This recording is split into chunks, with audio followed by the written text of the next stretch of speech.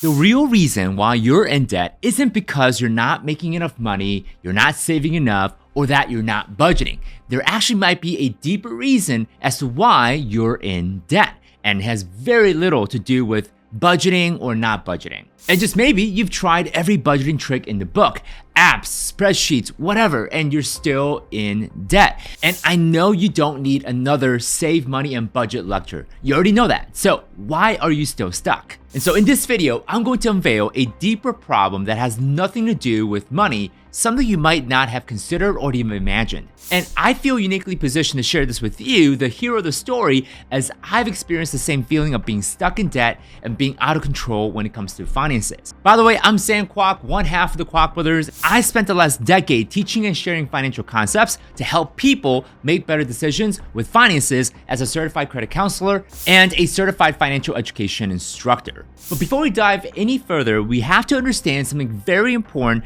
as the context for the entire video.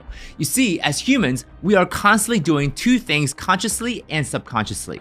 One, we're always looking for ways to avoid threats and pains. This is like losing your job or becoming homeless. And two, we're always looking for ways to move closer to survival and thriving in our lives, as in feeling secure or safe. And so to aid us in those decisions, our emotions, such as fear, play a big role in what we say and what we do to avoid threats and pains. Now, the reason why I'm telling you this is because our money-making decisions are affected by our decisions all the time. Have you ever found yourself scrolling through your favorite shopping app with zero intentions of buying anything? But for some reason, just scrolling through the app feels soothing and comforting. Or you walk into your favorite store and find yourself strolling without a clear plan, and you may have told yourself that you're bored and you need something to do, and sometimes you end up buying things that you never planned to.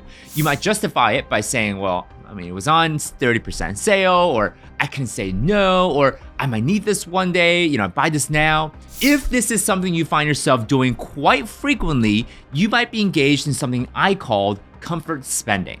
Now, many years ago, I would find myself in anxiety or in a stressed out situation, but then going to a local store to buy random things will help me forget about the anxiety or the stress. And I would feel good and excited walking out the door with a bunch of random crap from the store. It made me forget about my problems for just a bit.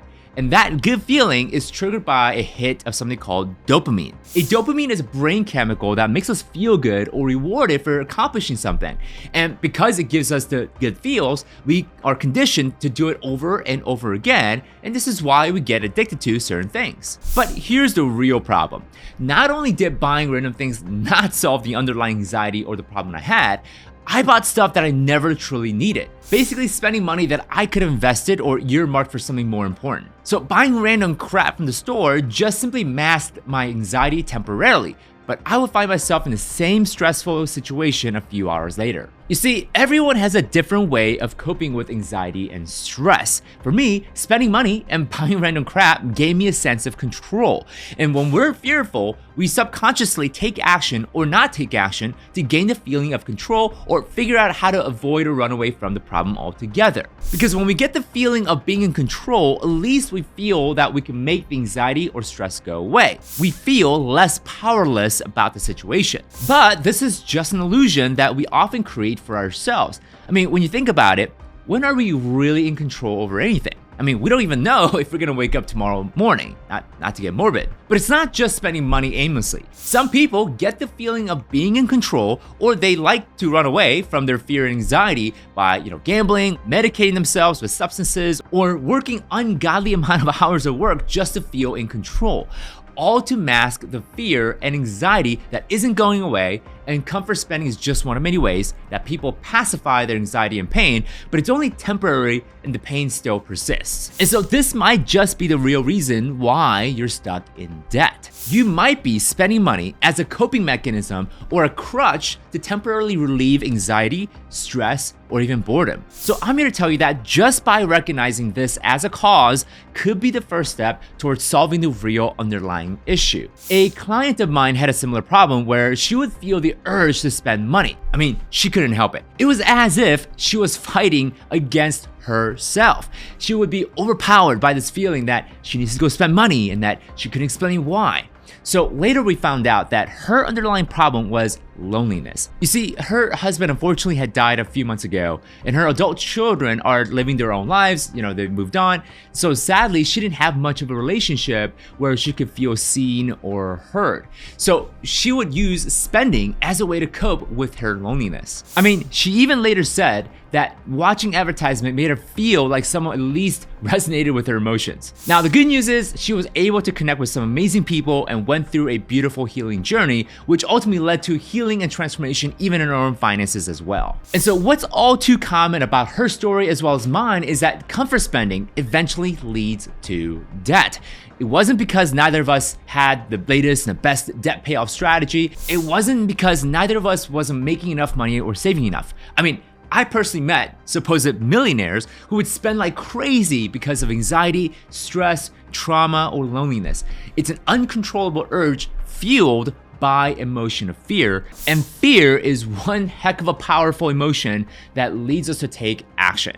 And I rarely meet anyone who is emotionally healthy face a self-inflicted financial challenge. So personally for me, it wasn't until I got to the source of my fear and anxiety that I got to solve my comfort spending problem. For me, the source of the fear was rejection. I was living in fear that I wasn't enough and that I would disappoint people simply because of who I am.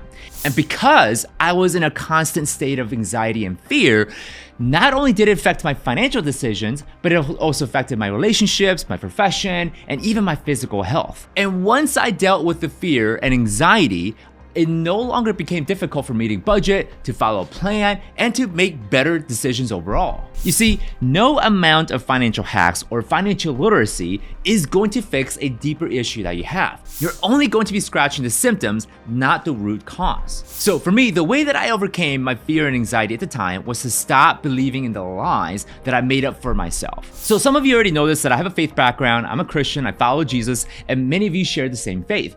The big transformation that I had in the healing process was to simply ask God how he sees me. And over time, I made that to be the only thing that mattered. Not what others thought of me, and not even what I thought of myself. It completely reshaped my belief and perspective about myself. And that led to no longer having to get trapped or tripped up by my fear and anxiety. And because I no longer have to get tripped up by the same fear and anxiety, I no longer need to comfort myself by spending my way at a store or online apps. And don't get me wrong, I still deal with varying degrees of fear, stress, and anxiety from time to time. But I now feel like I have the tools to help me get out of those situations quicker, long before I feel the need to comfort spend. So overall, looking back, I now realize that financial success is 80% psychology and spirituality, and only 20% of it is tactics and strategies. Now, I know this sounds hokey and woo-woo to some of you. I get it, but it's just true. I mean, you don't have to be a spiritual or faith-driven person to believe that fear could drive people to make poor decisions. I mean, I once met a man who fell into the addiction of drinking because he was scared of being rejected by his loved one, an aftermath of an early childhood trauma he went through. So every time he felt triggered by some kind of rejection or almost a rejection, he would find himself drinking his way out of that anxiety and fear. So most of you watching this already know that you should budget, spend less than you earn, and don't make unnecessary purchases. But you tend to forget or deliberately not do it because you're subconsciously facing a deeper issue. I mean, if you ask a person addicted to drinking if they should quit, they already know the answer. Now, I want to be clear that you don't have to feel ashamed or guilty for feeling stressed out or fearful. It's part of being human, and everyone needs grace and a little bit of compassion. So the first thing that I did was to recognize the deeper emotion and the fear that drove me to the comfort spending in the first place. And once I gave myself grace, knowing that we're all humans, we're all fallible, it gave me some confidence that things can change and things can be better. So I'm here to tell you guys the good news, and that is there is a way out. You don't have to keep coping with temporary relief like comfort spending. You no longer have to spend uncontrollably as a crutch. There is hope in the future. So as we close out, I know many of you watching have a wide range of beliefs and different types of faith background and different upbringing, but part of my faith is to be a blessing to other people. So for all those watching, I'm gonna pray a blessing over you that God of peace and truth will reveal the lies that are creating the fear and anxiety in the first place. And instead, he will give you his truth and perspective that leads to freedom, to hope, and to redemption. And so with that, my friends, be blessed and live in freedom from all kinds of burdens, and we'll see you in the next video.